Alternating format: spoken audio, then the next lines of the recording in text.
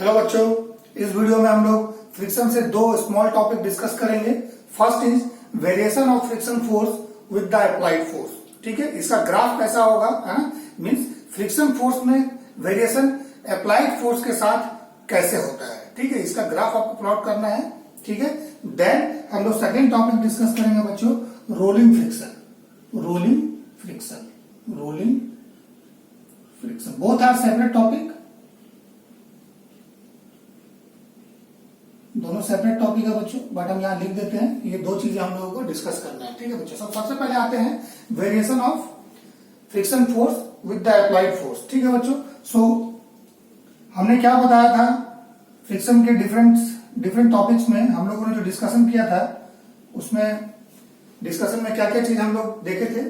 सो हम लोगों ने देखा कि कोएफिशिएंट ऑफ फ्रिक्शन दो तरह का होता है, mu static then mu kinetic. ठीक है बच्चों, देन बच्चों कोएफिशिएंट ऑफ फ्रिक्शन दो अलग अलग है, mu static mu kinetic. So mu static कब हम लोग लेते हैं, जब बॉडी एट रेस्ट होता है, मींस बॉडी में एक्सेलरेशन जीरो होगा, है ना। सो इस केस में बच्चों एक्सेलरेशन जब जीरो होगा सो हम लोग म्यू स्टैटिक लेते हैं। ठीक है, और म्यू स्टैटिक के करस्पॉन्डिंग हम लोग स्टैटिक फ्रिक्शन फोर्स को डील करते हैं। देन म्यू काइनेटिक जब acceleration not equal to zero होता है, मींस बॉडी का एक्सेलरेशन नॉन जीरो होता है। ठीक है, सो उस केस में म्यू स्टैटिक नहीं लेते हैं, म्यू काइनेटिक लेते हैं, because it is the coefficient of kinetic friction और कोएफिशिएंट ऑफ डायनामिक फ्रिक्शन भी इसको हम लोग बोलते हैं। ठीक है बच्चों, ओके ओके। सो मान लीजिए अगर फोर्स बॉडी पर आपने एफ लगाया बच्चों, ठीक है ना, if this F is less than, F is less than, है ना, or equal to F M S, है ना, मीन्स इसको हम लोग क्या बोलते हैं, मैक्सिमम स्टैटिक फ्रिक्शन फोर्स, और इसको हम लोग लिमिटिंग फ्रिक्शन फोर्स भी बोलते हैं, लिमिटिंग फ्रिक्शन फोर्स भी हम लोग बोलते हैं बच्चों। ठीक है, मींस जब तक आपका F applied external force less than equal to F M S होता है, उस केस में बॉडी का एक्सलेशन जीरो होता है बच्चों। ठीक है ना, सो बॉडी को स्लाइड करने के लिए एफ का वैल्यू, एक्सटर्नल फोर्स का वैल्यू लिमिटिंग फ्रिक्शन फोर्स के वैल्यू से ज्यादा होना चाहिए। ठीक है बच्चों, सो लिमिटिंग फ्रिक्शन फोर्स का वैल्यू हम लोगों ने कैसे निकालता है, F M S, this is the limiting friction force. So इसका वैल्यू हम लोगों ने निकालता है बच्चों, mu static into normal reaction N, और एन क्या होगा बच्चों, इट इज एमजी इस केस में। ठीक है, so F M S is equal to mu S into N, that is mu static MG. So ये लिमिटिंग फ्रिक्शन फोर्स है बच्चों, है। लिमिटिंग फ्रिक्शन फोर्स का मतलब मैक्सिमम स्टैटिक फ्रिक्शन फोर्स कितना पॉसिबल हो सकता है, दैट इज दिस वन। ठीक है, और स्टैटिक फ्रिक्शन फोर्स क्या होता है बच्चों, ये कहां से कहां तक वेरी करेगा, जीरो से बड़ा होगा और less than equal to F M S होगा, ये हम लोगों ने देखा। ठीक है, मीन्स जब कोई फोर्स नहीं होगा external, body rough surface of place है, coefficient of friction mu static given है, सो उस केस में फ्रिक्शन फोर्स जीरो होगा, क्योंकि कोएफिशिएंट ऑफ स्टैटिक फ्रिक्शन के करस्पॉन्डिंग जो स्टैटिक फ्रिक्शन फोर्स है, स्टैटिक फ्रिक्शन फोर्स ये अपने आप को एडजस्ट करता है जीरो से लेकर लिमिटिंग फ्रिक्शन वैल्यू तक। ठीक है बच्चों, ओके। सो जब कोई फोर्स नहीं होगा तो जीरो होगा, जैसे जैसे एफ का वैल्यू बढ़ता है स्टैटिक फ्रिक्शन फोर्स का वैल्यू बढ़ेगा, और मैक्सिमम कितना हो सकता है, सो that is mu static MG, इससे ज्यादा नहीं होगा। इससे ज्यादा अगर एक्सटर्नल फोर्स हो गया सो बॉडी स्लाइडिंग हो जाएगा, है ना, उसमें एक्सलेशन आ जाएगा, वो डायनामिक केस में चला जाएगा, सो उस केस में हम लोग काइनेटिक फ्रिक्शन लेते हैं। ठीक है बच्चों, सो आइए फर्दर हम लोग क्या देखे हैं, जो म्यू स्टैटिक होता है that is greater than mu kinetic, coefficient of static friction is always greater than coefficient of kinetic friction. So जो लिमिटिंग फ्रिक्शन होता है F M S, it is always greater than mu kinetic, ये हमेशा बड़ा होता है।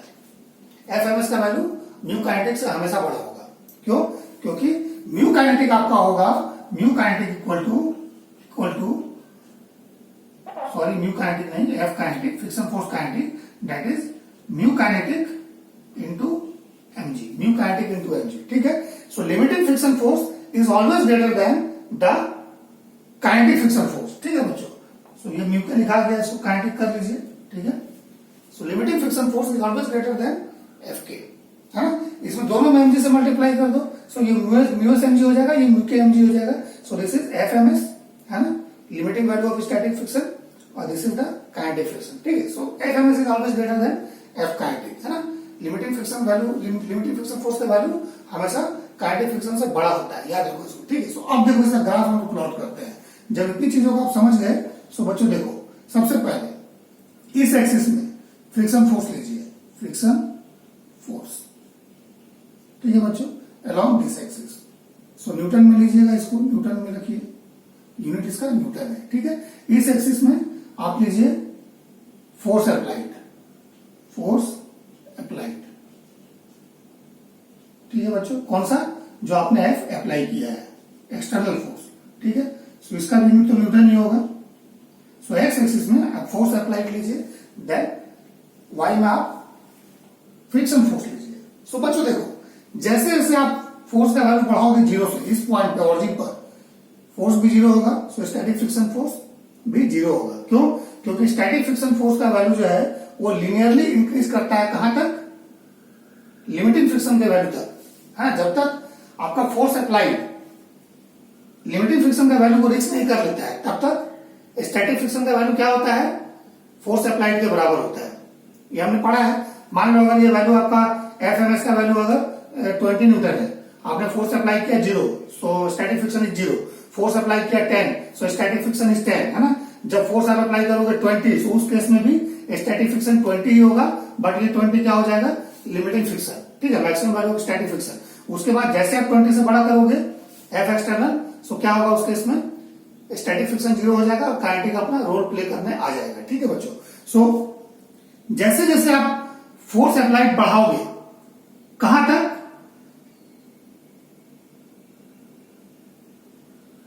This point, let's say this is F, जब तक आपका एफ एम एस के बराबर होगा, है ना, means force applied is equal to the limiting friction value, तब तक आपका फ्रिक्शन फोर्स और अप्लाइड फोर्स के बीच में रिलेशन कैसा होगा बच्चों, लीनियर होगा। क्योंकि हमने देखा एफ एस क्या है, स्टैटिक फ्रिक्शन फोर्स, ये 0 से एफ एम एस के बीच में वेरी करता है, ठीक है। और एफ एम एस क्या होगा, it is the maximum applied force, external applied force to keep the body at rest, है ना। मीन्स एफ का वो मैक्सिमम वैल्यू जब तक कि बॉडी रेस्ट में रहे, है ना। So that is the F M S, ठीक है। So F equal to F M S, इस केस तक क्या होगा, आपका जितना वैल्यू एफ अप्लाइड का होगा बच्चों, उतनी वैल्यू स्टैटिक फ्रिक्शन का भी होगा, ठीक है। और ये लिमिट क्या होगा बच्चों, this limit, so this limit is basically the F M S.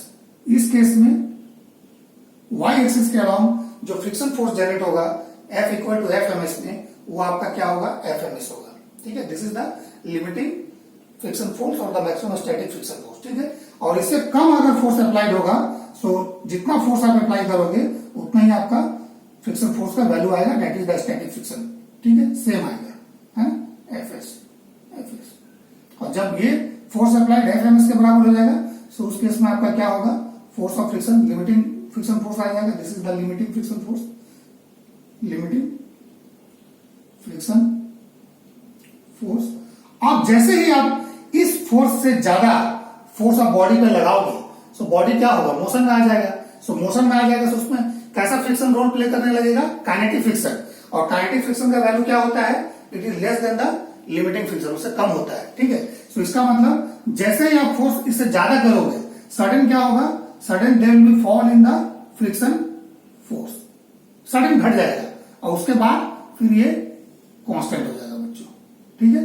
Means for F greater than F M S, F greater than the limiting friction force value, the force of friction will be kinetic, ठीक है बच्चों। सो ये जो limit है बच्चों, आप देख रहे हो जो स्ट्रेट लाइन है, this is the F kinetic, ठीक है। और ये कांस्टेंट हो जाएगा, ठीक है। सो कहने का मतलब जब 0 से फोर्स आप बढ़ाना स्टार्ट करोगे टिल लिमिटिंग फ्रिक्शन, सो क्या होगा, static friction is equal to force applied, linearly बढ़ेगा, maximum value limiting friction reach कर जाएगा। उसके बाद जैसे आप फोर्स बढ़ाओगे क्या होगा, दोनों के बीच में रिलेटिव मोशन स्टार्ट हो जाएगा, मींस इस बॉडी एम, है ना, और इस सरफेस के बीच में रिलेटिव मोशन स्टार्ट हो जाएगा। सो जब रिलेटिव मोशन स्टार्ट हो जाएगा, तो उसके इसमें काइनेटिक फ्रिक्शन आ जाएगा, और काइनेटिक फ्रिक्शन लिमिटिंग फ्रिक्शन से कम होता है, maximum value static friction force से कम होता है काइनेटिक फ्रिक्शन का वैल्यू। सो ये वैल्यू डाउन चला जाएगा, सो सडन फॉल होगा, सडन फ्रिक्शन फोर्स के वैल्यू में फॉल होगा, और उसके बाद ये कांस्टेंट हो जाएगा, मींस फोर्स कितना भी बढ़ाओगे ये वैल्यू एफ काइनेटिक ही रहेगा, ठीक है बच्चों। सो this is the graph between the friction force and the force applied, ठीक है। फ्रिक्शन फोर्स कैसे वेरी करेगा, फोर्स अप्लाइड के साथ। ठीक है बच्चों, सो दिस इज द ग्राफ, इसको याद रखोगे, कभी कभी ग्राफ भी दे देता है आइडेंटिफाई करने के लिए ऑब्जेक्टिव में। ठीक है बच्चों, सो आइए नेक्स्ट देखते हैं हम लोग रोलिंग फ्रिक्शन क्या होता है। सो रोलिंग नेम से ही क्लियर है बच्चों कि ये स्लाइडिंग का केस नहीं होगा, स्टैटिक नहीं होगा, ये क्या होगा, रोलिंग का केस होगा। मींस बॉडी रोलिंग नेचर का हो, एक ऐसा बॉडी जो स्लाइड नहीं करता हो, रोल करता हो। जैसे हम लोगों ने ये बॉडी लिया अभी, ये बॉडी क्या है बच्चों, दिस इज ओनली स्लाइडिंग, ये स्लाइडिंग बॉडी है, ये रोल नहीं करेगा।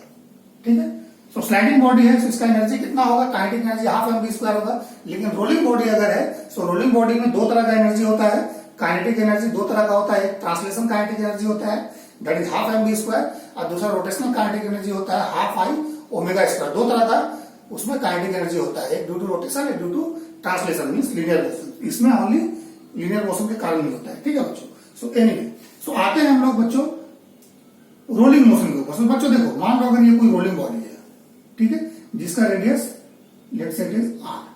ठीक है बच्चों, सो क्या होगा, सरफेस पे ये नॉर्मल रिएक्शन लगाएगा इस सरफेस पे। सो नॉर्मल रिएक्शन क्या होगा, r ऊपर की तरफ, दिस इज द सेंटर। ठीक है, और इसका mg क्या होगा बच्चों, डाउनवर्ड होगा। ठीक है, दिस इज द ग्राउंड। सो बच्चों जब कोई मास रोल करेगा, सो रोल करेगा तो उसमें क्या फेनोमेना हो सकता है। देखो, जब ये बॉडी को आप रखोगे, ये रोल करेगा, सो रोलिंग के टाइम क्या होगा, ये जो सरफेस इन कांटेक्ट है ना, ग्राउंड, रोलिंग बॉडी उसको थोड़ा सा कंप्रेस कर देता है। कंप्रेस करेगा, सो शेप कैसा हो जाएगा बच्चों इस केस में, कांटेक्ट सरफेस का। सो देखो बच्चों, ये कुछ इस तरह का हो जाएगा। ठीक है,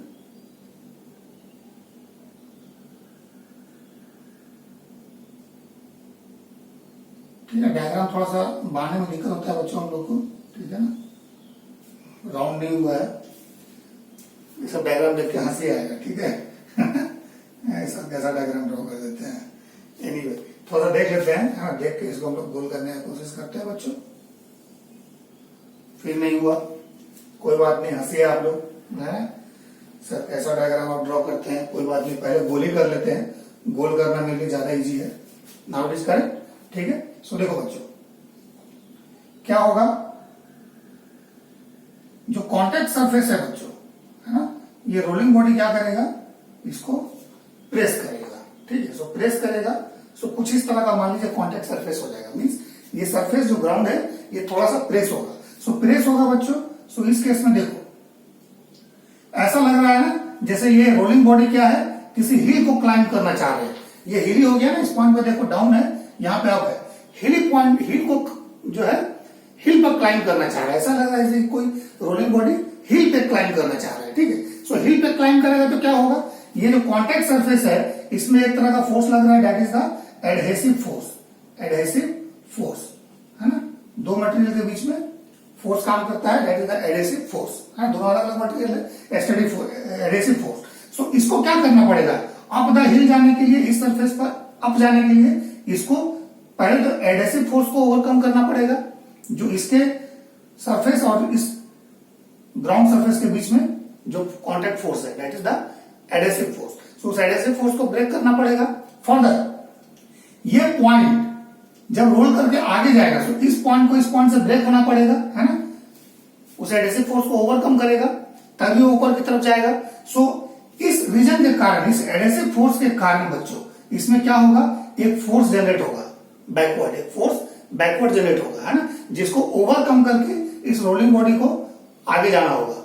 ठीक है, सो अगर रोल करेगा तो क्या होगा, मान लो भी ये पॉइंट कांटेक्ट में है, फिर क्या होगा, आगे वाला पॉइंट कांटेक्ट में आ जाएगा। ये अभी यहां पे कंप्रेस किया हुआ है, तो कुछ देर बाद क्या होगा, यहां पे कंप्रेस कर देगा, फिर कुछ देर बाद यहां पे कंप्रेस, सरफेस को वो कंप्रेस करेगा, फिर डिकम्प्रेस करेगा, है ना, फिर कंप्रेस करेगा, decompress, each and every point क्या होगा, कंप्रेस होगा देन डिकम्प्रेस होगा, कंप्रेस होगा डिकम्प्रेस होगा, है ना। मींस वो पॉइंट एडहेसिव फोर्स दोनों के बीच कांटेक्ट बनेगा, फिर एडहेसिव फोर्स को ब्रेक करना पड़ेगा। ठीक है, फिर कांटेक्ट बनेगा, एडहेसिव फोर्स को ब्रेक करना पड़ेगा।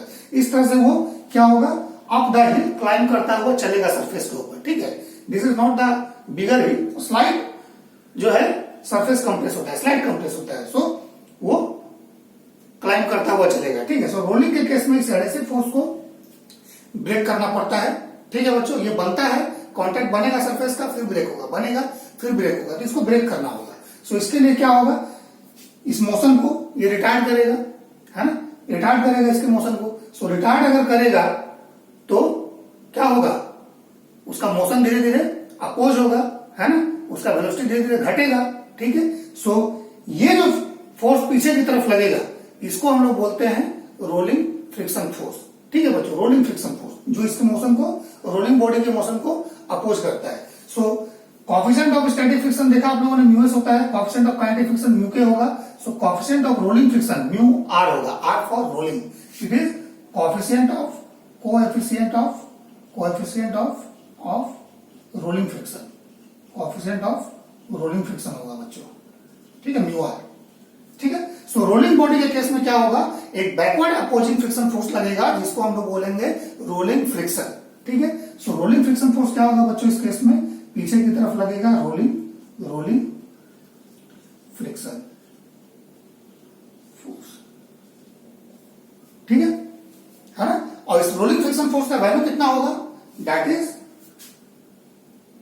F rolling friction force, so that is equal to mu rolling into R by R, ठीक है। यहां स्मॉल आर क्या है बच्चों, it is the radius of rolling body, जो भी बॉडी है रोल कर रहा है उसका रेडियस, है ना, सेंटर से ये वाला डिस्टेंस, ठीक है बच्चों। और कैपिटल आर क्या है, this is the normal reaction, ठीक है बच्चों। सो रोलिंग बॉडी के केस में adhesive force between the contact surface जो है उसको ब्रेक करने के लिए आपको आगे की तरफ फोर्स लगाना पड़ेगा, ब्रेक होगा तभी आप आगे बढ़िएगा, ठीक है। सो ये रोलिंग फ्रिक्शन फोर्स जो है ये आपका रोलिंग बॉडी का मोशन को रिटार्ड करता है, ठीक है। और इसका वैल्यू क्या होता है, F R equal to mu R into R by R, ठीक है बच्चों। सो इसको अगर कंपेयर करोगे काइनेटिक फ्रिक्शन से, तो काइनेटिक कितना होता है, mu kinetic equal to kinetic friction force ना, so F kinetic equal to mu kinetic into R, ठीक है, ओके। सो अगर आर आपका नॉर्मल रिएक्शन है, सो नॉर्मल रिएक्शन का वैल्यू कितना होता था, एमजी ना, म्यू के एमजी, ठीक है। मान लो अगर ऐसा बॉडी रखा हुआ है, ठीक है, this is MG, this is normal reaction and friction force backward, it is F के इक्वल टू म्यू के एमजी, ठीक है बच्चों, इस तरह का। सो एफ के, सो इसको इससे कंपेयर करो बच्चों। सो ध्यान से देखो, अगर एफ के में डिवाइड कर दे हम लोग एफ आर से, ठीक है, F K by F R, सो क्या हो जाएगा, इट इज म्यू के बाई म्यू आर, ठीक है। और ये आर क्या होगा बच्चों, ऊपर चला जाएगा, ठीक है। सो ध्यान से देखो, एफ आर का वैल्यू क्या हो जाएगा, it is mu R by mu K into R, ठीक है। और एफ के, ठीक है, यही होगा ना, एफ आर का वैल्यू क्या हो जाएगा, एफ के म्यू आर बाई म्यू के डिवाइड बाई आर, ठीक है। सो अगर मान लो दोनों ही कोएफिशिएंट ऑफ फ्रिक्शन अगर म्यू आर म्यू के दोनों इक्वल है, ठीक है। सो देखो इस केस में क्या हो जाएगा, एफ आर का value it is equal to F K by R होगा ना, ठीक है। If mu R equal to mu K, अगर मानोगे ऐसा mu R equal to mu K है, so F R is equal to F K by R ना। सो इसका मतलब जो रोलिंग फ्रिक्शन है उसका वैल्यू क्या होता है, rolling friction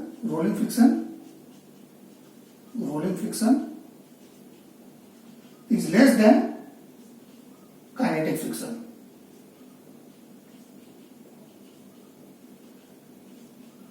rolling friction force is lesser than kinetic friction force, उससे कम होता है बच्चों, ठीक है। सो यही रीजन है कि इंडस्ट्रीज वगैरह में क्या किया जाता है ना, जो स्लाइडिंग बॉडी है ना, उसको क्या करते हैं, बॉल बेरिंग के केस, बॉल बेरिंग जैसा बनाया जाता है, बॉल और बेरिंग होता है ना, जैसे देखा होगा आप लोग साइकिल में होता है, बाइक्स में होता है ना, बॉल एंड बेरिंग इस तरह से, है ना, बीच में बॉल्स होते हैं इस तरह से ना,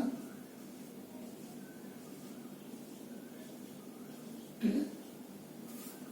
तो क्या होता है, बाहर वाला जो आपका ये जो बॉडी है रोलिंग बॉडी, और अंदर वाला जो बॉडी है वो बेरिंग के ऊपर में, बॉल्स के ऊपर में वो स्लाइड करता है, ठीक है, इस तरह से रोल करता है। ठीक है, सो इससे क्या होता है, जो आपका फ्रिक्शन का वैल्यू है, फ्रिक्शन फोर्स का वैल्यू है, वो बच्चों रिड्यूस हो जाता है।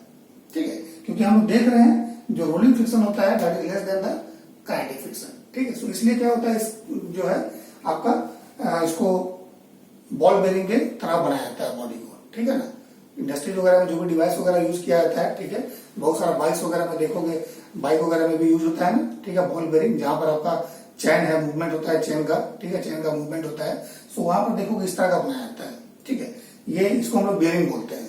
ठीक है, और ये बीच में क्या है, ये बॉल्स है। हाँ, तो इस तरह का शेप बनाया जाता है। तो बेसिकली ये क्या होता है, रोल करता है, बॉल के ऊपर में रोल करता है। ठीक है, सो इससे क्या होता है, फ्रिक्शन जो है आपका रिड्यूस होता है। ठीक है बच्चों, सो this is the sliding friction, basic है ये। ठीक है, सो हम लोगों ने देखा इसके इस वीडियो में rolling friction and variation of friction force with the applied force. ठीक है बच्चों, सो ठीक है, आई होप सफिशिएंट होगा इतना आइडिया आप लोगों के लिए। ठीक है, सो आप लोग पढ़ते रहिए, मेहनत करते रहिए। ठीक है, हम इसी तरह से वीडियो बना के आप लोगों के साथ डिस्कशन करते रहेंगे। ठीक है, सो स्टैटिक फ्रिक्शन पहले जो हम लोग देख चुके हैं, स्टैटिक फ्रिक्शन, काइनेटिक फ्रिक्शन और रोलिंग फ्रिक्शन, ये चीजें हम लोगों ने देख लिया। ठीक है, और आपने देखा कि स्लाइडिंग फ्रिक्शन जो है, काइनेटिक फ्रिक्शन जो है, रोलिंग फ्रिक्शन किस तरह से यहाँ पर अलग है। ओके बच्चों, ठीक है, थैंक यू।